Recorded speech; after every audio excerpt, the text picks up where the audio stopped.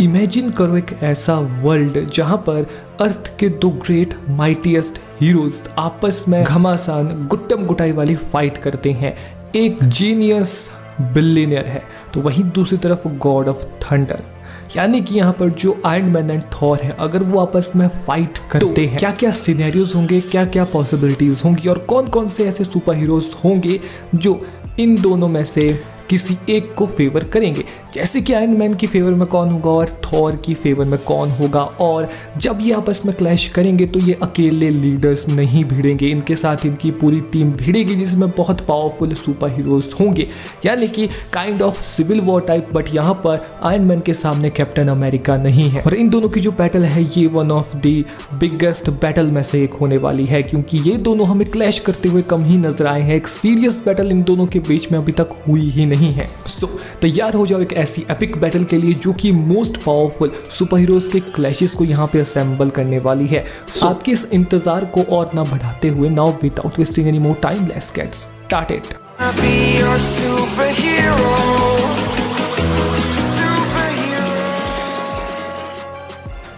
दोस्तों जैसा कि मैंने कहा, यहाँ पर जो आयरन मैन एंड थॉर है वो किसी कारणवश आपस में भिड़ चुके हैं। मतलब इनकी जो लड़ाई है वो एक नॉर्मल बैटल से कई गुना ज़्यादा बड़ी है, क्योंकि ये सिद्धांतों की लड़ाई है। किसी एक आवश्यक चीज़ को पाने के लिए इन दोनों के विचारों में मतभेद हो चुका है और उस चीज़ को ये अपने हिसाब से हासिल करना चाहते हैं। तो यहाँ पर इन दोनों में से किसी एक का जीतना अनिवार्य है।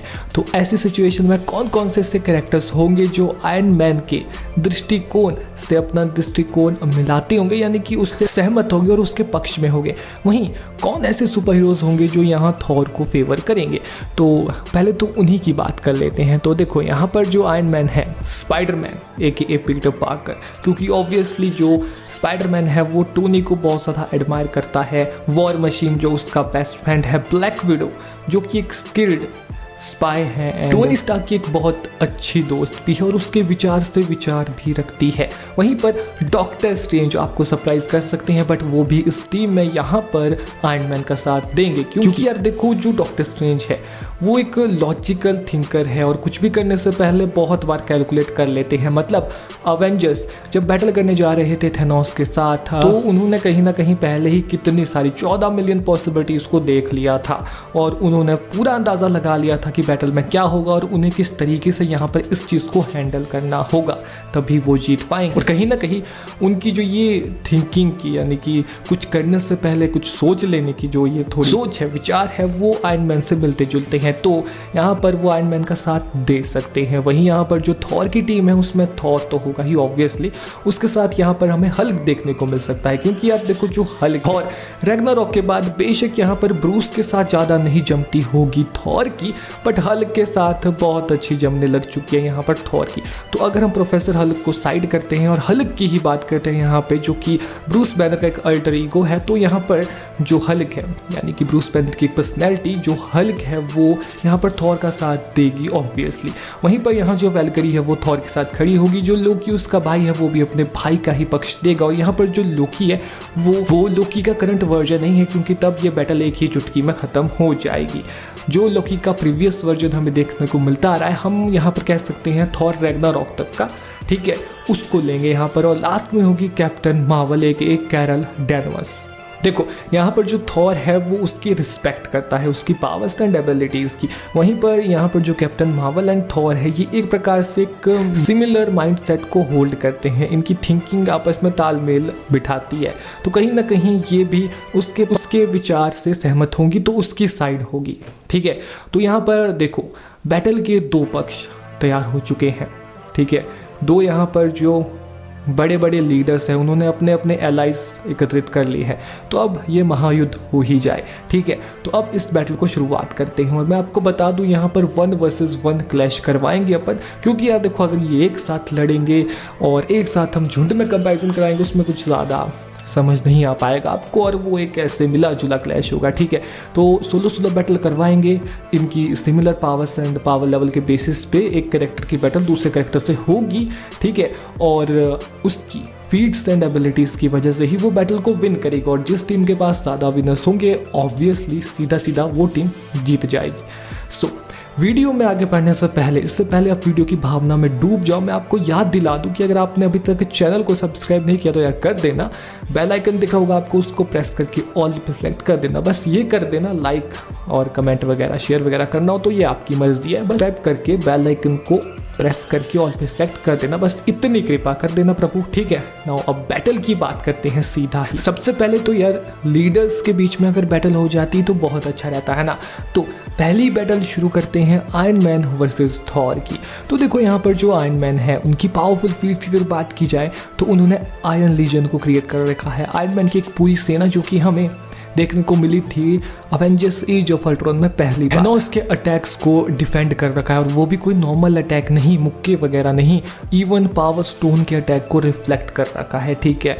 और साथ ही में यहाँ पर जो आयरन मैन है उन्होंने कई बार अपनी लाइफ को सेक्रीफाइस किया है, ठीक है। मतलब अगर बात की जाए यहाँ पर आयरन मैन के मार्क 85 आर्मर की तो उसमें नैनो टेक लगे हैं, रिपल्सिव लेजर्स लगी है, मिसाइल्स लगी है एंड साथ ही में यूनिबीम जैसे एक्सेट्रा काफ़ी सारे ऐसे एडवांटेजेस जो आयरन मैन का सूट है वो उसे प्रोवाइड करता है। और जो नैनो टेक से वो बना है ये एक बहुत ही एडवांस टेक है जो कि आयरन मैन के इस सूट को, इस आर्मर को और भी ज़्यादा ब्रिलियंट बना देता है। और स्ट्रैटेजी में अगर हम यहाँ पर बात करें, जो आयरन मैन है वो एक ब्रिलियंट स्ट्रैटेजिक है, क्योंकि यार देखो उनकी क्विक थिंकिंग की वजह से वो किसी भी सिनेरियो को बहुत जल्दी अडेप्ट कर लेते हैं बैटल में, और अपने एडवांस टेक्नोलॉजी के चलते वो अपने पावरफुल एनिमी को भी डिफीट कर जाते हैं। बट वहीं अगर थॉर की बात करूं मैं तो देखो यहाँ पर जो थॉर है उनकी फीट देखें हम, यहाँ पर जो थॉर है उसने डिफीट कर रखा है हेला को, ठीक है, जो गॉडेस ऑफ डेथ का टाइटल होल्ड करती थी, और सरवाइव कर रखा है एक न्यूट्रॉन स्टार के ब्लास्ट को, जो कि मतलब ऑब्वियसली उनको तब स्टॉर्म ब्रेकर की ज़रूरत थी, तो उन सब चीज़ों के तहत ये सारी फीट्स बनी थी यहाँ पे। वहीं पर यहाँ पर जो थैनोस था, अगर उसको बराबरी की टक्कर देने वाला कैप्टन मार्वल से पहले कोई भी कैरेक्टर यहाँ पर था एमसीयू में वो थॉर था। अगर आपने देखा हो डॉक्टर स्ट्रेंज के बाद किसी ने बुरे तरीके से थैनोस को पेला है तो वो यहाँ पर थॉर ही है। हालांकि यहाँ पर डॉक्टर स्ट्रेंज बस डिफेंस कर रहे थे अपना थैनोस के अगेंस्ट, बट थॉर ने घाव तक दे दिए थे थैनोस की छाती पे।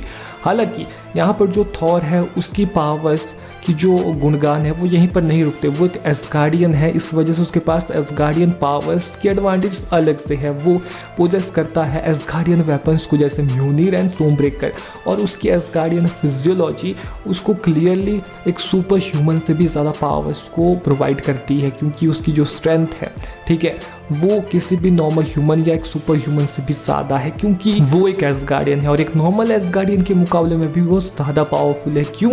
वो एसगार्ड का अब करंटली किंग हम कह सकते हैं उसे, और साथ ही में वो गॉड ऑफ थंडर भी है और वेदर एंड लाइटनिंग को मैनिपुलेट कर सकता है। वहीं अगर उसकी स्ट्रैटेजी की बात करें तो देखो 9 रेल्म्स का कंट्रोल उसके पिताजी के पास था, तो उसमें शांति बनाने के लिए वो उसे ही युद्ध पे भेजते थे, तो हज़ारों सालों से वो लड़ता आ रहा है।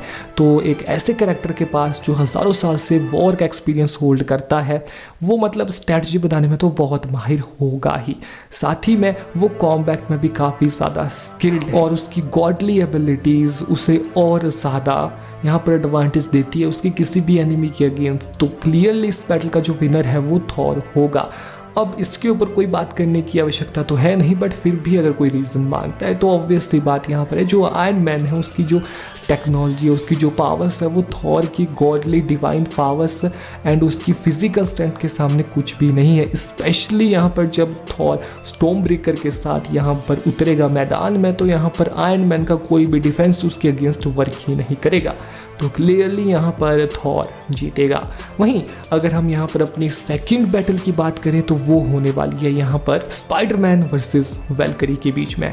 हालांकि जो स्पाइडरमैन है एके पीटर पार्कर, अब उसके पास कुछ ज़्यादा आयरन मैन के टेक्नोलॉजी के एडवांटेज नहीं है, बट फिर भी स्पाइडरमैन है। उसकी पावर्स एंड फील्ड्स की अगर बात की जाए तो अगर आप सिविल वॉर नहीं भूले हैं तो उसमें अगर आपने देखा था तब स्पाइडरमैन नया नया आया था, काइंड ऑफ स्पाइडर बॉय, तब भी उसने कैप्टन अमेरिका को अच्छी टक्कर दी थी। हम सभी जानते हैं आयरन मैन ने खुद कहा था कि कैप्टन अमेरिका चाहता तो तुम्हें वही मसल देता बच्चे, वो तो तुम पे यहाँ पर राहत दिखा रहा था, रहम दिखा रहा था एक प्रकार से। बट अब जैसे धीरे धीरे हम देख रहे हैं जो स्पाइडरमैन है उसने वल्चर को, मिस्टीरियो को यहाँ पर धो रखा है, सर्वाइव भी किया था उसने थैनोस के अगेंस्ट बैटल में। वहीं पर एबिलिटीज में यहाँ पर उसके पास super human agility, spidey sense and web जैसी काफ़ी सारी एबिलिटीज़ है। और साथ ही में वो आयरन मैन की टेक्नोलॉजी से भी काफ़ी परिचित है क्योंकि उसने उसका काफ़ी यूज़ कर रखा है। अब ये वाला जो स्पाइडरमैन का वर्जन है करेंटली टॉम हॉलैंड वाला, वो बाकी स्पाइडरमैन से इसी कारण की वजह से बहुत डिफरेंट है। क्योंकि आप देखो बाकी स्पाइडरमैन का आयरन मैन के साथ दूर दूर तक कोई कनेक्शन नहीं था,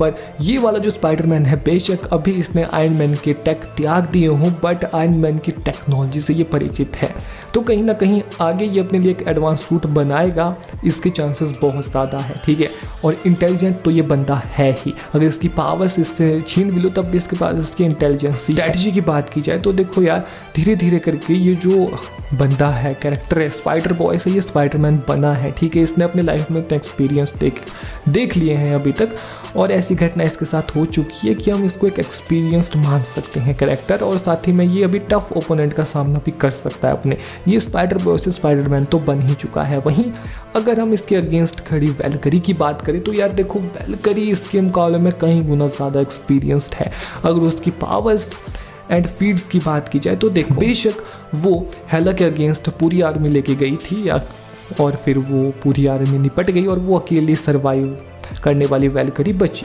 और इनको एसगार्डियन की ब्रेवेस्ट वॉरियर कहा जाता है। तो ये टाइटल इनको ऐसे मजाक में तो नहीं मिला होगा ना, ऑब्वियसली। वहीं इसकी एबिलिटी की बात की जाए तो देखो इसके पास भी एसगार्डियन होने की वजह से एसगार्डियन स्ट्रेंथ है और साथ ही में काफ़ी सालों का एक्सपीरियंस है, एक्सपर्ट है स्वॉर्ड के साथ ये खासकर, और एक वॉरियर रह चुकी है ये, मतलब अभी भी करंटली है बट करंटली अभी ये एसगार्ड, न्यू एसगार्ड की क्वीन है और वॉरियर तो ये है ही, जिस वजह से कहीं ना कहीं हम यहाँ पर कह सकते हैं जो वैल्करी है वो एक अच्छा खासा यहाँ पर फाइट का बैकग्राउंड अपने साथ के चलती है। और साथ ही में अगर स्ट्रैटेजी में हम देखें तो उसने काफ़ी जंग लड़ी है, काफ़ी वॉर का अनुभव इसको है, काफ़ी एक्सपीरियंस्ड कैरेक्टर ये है, और इसके पास archery skill, weapon skill, ancient weapon और काफ़ी सारी ऐसी वेपनरी की एडवांटेजेस हैं। वहीं अगर यहाँ एक विनर पिक करना हो तो यार देखो जो वैल्करी है वो पावरफुल है, ठीक है, बट यहाँ पर जो स्पाइडरमैन है वो उसके मुकाबले में ज़्यादा एबिलिटीज़ को होल्ड करता है, ये बात यहाँ एक्चुअल में सच है। ठीक है, और रीज़न भी इसका है कि स्पाइडरमैन जो यहाँ पर स्पाइडरमैन है उसकी जो एजिलिटी एंड स्पाइडर सेंस है जो कि उसने हमें डॉक्टर स्ट्रेंज के अगेंस्ट भी दिखाई कि उसके इवन एस्ट्रल फॉर्म में जाने के बाद भी, ठीक है, या डॉक्टर स्ट्रेंज वाला उसे एस्ट्रल फॉर्म में उसके पहुंचाने के बाद भी, तो ये जो एबिलिटी है उसकी ये इसे यहाँ पर वैल्करी के अगेंस्ट भी एडवांटेज देगी अपने वेब शूटर्स एंड साथ ही में इसके बाद ये अपने वेब शूटर का यूज़ करके उससे एक डिस्टेंस भी बनाए रखेगा बैटल में, क्योंकि क्लोज रेंज में इसके ज़्यादा चांस नहीं है जीतने के, ये भी जानता है क्योंकि ये इंटेलिजेंट भी और काफ़ी क्विक थिंकर है लाइक टोनी। तो ये सब चीज़ें स्पाइडरमैन को इस बैटल में एक एक्स्ट्रा एज देगी और एट द एंड स्पाइडरमैन इस बैटल को विन कर जाएगा। वहीं अगर अपन थर्ड बैटल की यहाँ पर बात करें जो कि होने वाली है वॉर मशीन वर्सेस लोकी के बीच में, तो वॉर मशीन है एक जेम्स रोडी, तो उसकी पावर्स एंड फीड्स की अगर बात की जाए तो देखो उसके पास द्वारा दिया गया आर्मर है जिसको कि वॉर मशीन का टाइटल दिया गया है। इसको वॉर मशीन का टाइटल इसीलिए मिला है क्योंकि ये हैवी और बल्कि एक डिज़ाइन है, बट इसमें वेपन्स काफ़ी सारे कैरी किए गए हैं आयरन मैन के किसी भी आर्मर के मुकाबले, क्योंकि ये वॉर के लिए ही बना है, फाइट के लिए ही बना है, और जो ये आर्मर है यही इसकी सबसे बड़ी एडवांटेज है एंड इसकी मदद से इसने काफ़ी सारी फीड्स भी हमें दिखाई है। थैनोस था उसके अगेंस्ट भी ये बैटल में लड़ा था, बेशक थैनोस से इसका ज़्यादा सामना नहीं हुआ हो बट उसकी आर्मी को इसने धूल चटाई और इसका जो आर्मर है वो आयरन मैन से सिमिलर है बट काइंड ऑफ डिफरेंट भी है, क्योंकि आयरन मैन के आर्मर में ज़्यादा एडवांटेज तो है बट इसमें ज़्यादा fighting machines and guns, rockets, repulsor, rays and काफ़ी सारे ऐसे वेपन्स को रखा गया है जो कि डिफेंस में कम ऑफेंस में ज़्यादा यूज़ किए जाएँ। ठीक है, और यहाँ पर जो स्ट्रेटजी में हम देखें तो देखो जो रोड्स है अगर उससे वॉर मशीन का सूट ले भी लिया जाए तो वो आर्मी में रह चुका है, ठीक है, और काफ़ी सीनियर पोस्ट पे, जिस वजह से उसके पास अनुभव काफ़ी ज़्यादा है। ठीक है। और जब उसके पास वॉर मशीन का सूट आ जाता है तो वो और ज़्यादा पावरफुल हो जाता है। बट उसके कंपैरिजन में अगर हम यहाँ लोकी को देखें तो देखो उसकी पावरफुल फीट्स काफ़ी सारी है, वो काफ़ी बार सर्वाइव कर चुका है बैटल में, इवन थॉर के अगेंस्ट भी कई बार मर चुका है या अपने मरने का नाटक कर चुका है, फिर भी कहीं से जिंदा होकर निकल जाता है। मैनिपुलेटेड वेरियस कैरेक्टर्स, और ऑब्वियसली ये लोकी की एक बड़ी फीड है, वो काफ़ी सारे कैरेक्टर को मैनिपुलेट कर चुका है और वो मैनिपुलेशन में बहुत ज़्यादा माहिर। उसने चित्तौरी आर्मी के थ्रू इन्विजन भी किया था अर्थ पर, और ऑब्वियसली पहली अवेंजर्स मूवी का विलन बना था। वहीं इसकी एबिलिटीज़ की बात की जाए तो हम सभी को पता है कि मास्टर ऑफ इल्यूजन, ठीक है, master of mystery cards, shape shifting, magic and many more tactics and काफ़ी सारी और एडवांटेजेस एंड एबिलिटीज इस कैरेक्टर्स के पास है।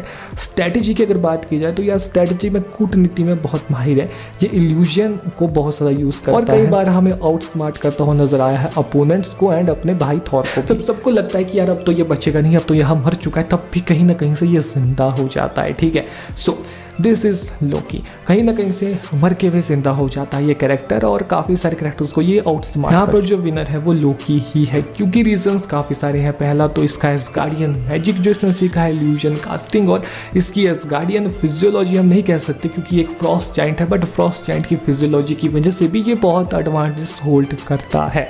जो वॉर मशीन है वो इसके सामने कुछ ज़्यादा नहीं कर सकता, ये एक सच्ची बात है, ठीक है, ऑब्वियस सी बात है। तो रोडी का आर्मर इसके सामने बेकार है, ये सच्ची बात है।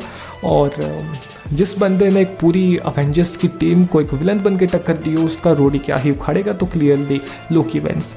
सो नाउ नेक्स्ट बैटल जो होने वाली है वो होगी यहाँ पर ब्लैक विडो वर्सेस हल्क के बीच में। तो देखो जो ब्लैक विडो एंड हल्क है इनकी जो फाइट है वो ज़्यादा लंबी नहीं चलने वाली है, क्योंकि यहाँ पर जो ब्लैक विडो है वो एक स्पाई है, एक एजेंट है और काफ़ी सारे कलाओं में एक्सपर्ट है, बट घूम फिर के है तो एक नॉर्मल ह्यूमन, या नॉर्मल ह्यूमन से अगर आप अपर देखें तो पीक ह्यूमन लिमिट तक है, उससे ज़्यादा कुछ नहीं है। वहीं जो ब्रूस बैनर है एक जो हल्क है यहाँ पर वो हल्क में ट्रांसफॉर्म हो चुका है और यहाँ पर वो बहुत ज़्यादा पावरफुल है, ठीक है। हमने देखा कि थॉर रैग्नारोक में उसने क्या बवाल मचाया था अवेंजर्स मूवी में, जहाँ भी हमें थॉर प्रोफेसर हल्क, जहाँ भी हमें हल्क का प्रोफेसर हल्क से पहला वाला वर्जन देखने को मिला है वहाँ पर धूम मचाई इसने, और क्लियर विनर यहाँ पर हल्क ही होगा। बेशक वो ब्लैक विडो को हार्म नहीं करेगा, बट ये हम भी जानते हैं कि इन दोनों की बैटल होगी तो नहीं, और होगी तो भाई ये थोड़ा अनकॉन्शियस कर देगा उसको, अगर वो नहीं मानती है, ठीक है, लड़ेगी इसके साथ तो अनकॉन्शियस कर देगा ज़्यादा से ज़्यादा, बट क्लियरली उसे हर्ट नहीं करेगा और इस बैटल को विन भी कर जाएगा। बाकी आपका क्या ओपिनियन है आप कमेंट बॉक्स में बता सकते हैं, क्योंकि ब्लैक विडो तो नहीं जीत सकती हल्क के अगेंस्ट, कम ऑन यार सीरियसली, अगर लगता है कि जीत जाएगी तो एक रीज़न भी बता दो।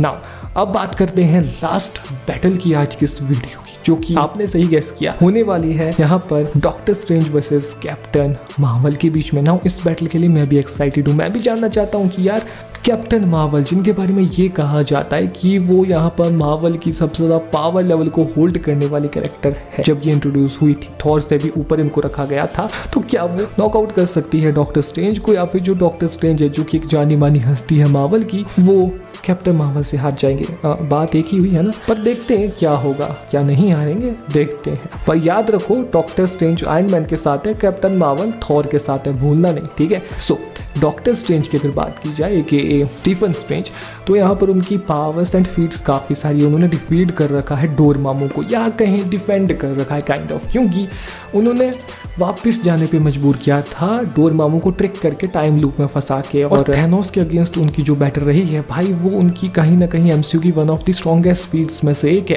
क्योंकि उनके पास तब एक भी इन्फिनिटी स्टोन नहीं था, हाँ टाइम स्टोन था, बट उसका यूज़ उन्होंने नहीं किया। अब अगर यहाँ पर कैप्टन मार्वल की ज़रा बात की जाए तो कैप्टन मार्वल एक कैरल डेनवर्स, उसकी पावर्स एंड फीट्स की अगर बात की जाए तो उन्होंने डिफीट कर रखा है एक एंटायर एलियन फ्लीट को, एक पूरी की पूरी एलियन की सेना को, साथ ही में उन्होंने जो आर्मी की उसे मेजर डैमेज दिया था, और थैनोस की जो शिप थी सेंचुरी 1 उसको ब्लास्ट कर दिया था अकेले, मतलब अकेले निस्तो नाबूद कर दिया पूरी थैनोस की शिप को। कितनी बड़ी शिप थी भाई वो, और साथ ही में वो पोजेस करती है नियर इनवर्नेबल स्ट्रेंथ को। ये हमने देखा था जब वो थैनोस के अगेंस्ट खड़ी थी, थैनोस की स्ट्रेंथ मानो कुछ भी नहीं थी उनके अगेंस्ट, थैनोस को उनके अगेंस्ट पावर स्टोन का यूज़ करना पड़ा था, तब जाके वो टस से मस हुई, और उस पावर स्टोन के पंच से भी वो कुछ देर में ही रिकवर होके वापस आ गई। वहीं उनकी एबिलिटीज़ की अगर बात की जाए, super human strength, flight, energy projection and cosmic awareness जैसी काफ़ी सारी एबिलिटीज़ को वो होल्ड करती है। वहीं स्ट्रेटेजी की अगर बात करूँ मैं, तो वो ज़्यादा स्ट्रेटेजी नहीं बनाती, अपनी पावर्स की मदद से वो क्लियरली बैटल को विन कर जाती है। अब क्लियरली ऐसा कहना कि वो ज़्यादा स्ट्रेटेजी नहीं बनाती, ये थोड़ा रूड हो जाएगा। बात ऐसी है, वो स्ट्रेटेजी का यूज़ तो करती है बैटल में, ठीक है,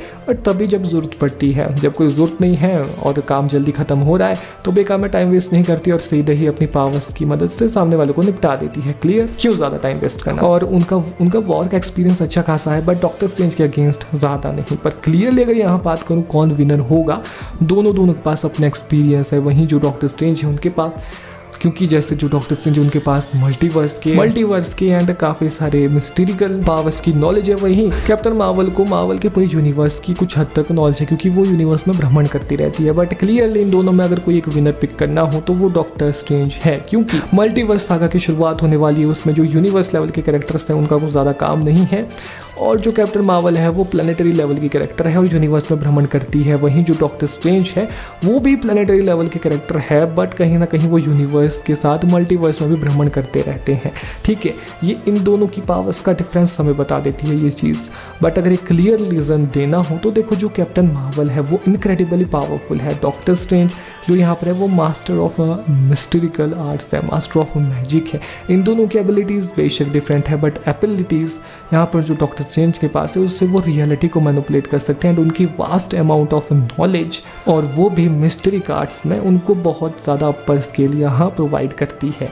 ही कुड यूज, मतलब वो पोर्टल्स को यूज़ कर सकते हैं यहाँ कैप्टन मार्वल के अगेंस्ट, इल्यूजन कास्ट कर सकते हैं। टाइम मैनिपुलेशन का अगर हम रहने भी दे तब भी वो अगर कैप्टन मार्वल को मिरर डायमेंशन में फंसा देते हैं तो बोलो अब वो कैसे निकलेंगे वहाँ से। तो कहने का मतलब ये है, अगर इन दोनों का पावर लेवल क्लैश भी कर रहा है तो डॉक्टर स्ट्रेंज कैप्टन मार्वल को आउट स्मार्ट कर सकते हैं, ठीक है जी। अगर आउट स्मार्ट कर सकते हैं वो कैप्टन मार्वल को तो यहीं पर बात खत्म हो जाती है। तो अल्टीमेटली यहाँ पर वो डिफीट कर सकते हैं कैप्टन मार्वल को। देखो यहाँ पर जो फाइनल आउटकम है वो ये निकल कर आता है, iron man, team iron man, उनके पास 2 विनर्स है, 2 विन है, जैसे कि स्पाइडरमैन जीता, डॉक्टर स्ट्रेंज। बट यहाँ पर जो टीम थॉर है उनके पास 3 विनर है, यानी कि थॉर, लोकी एंड हल्क।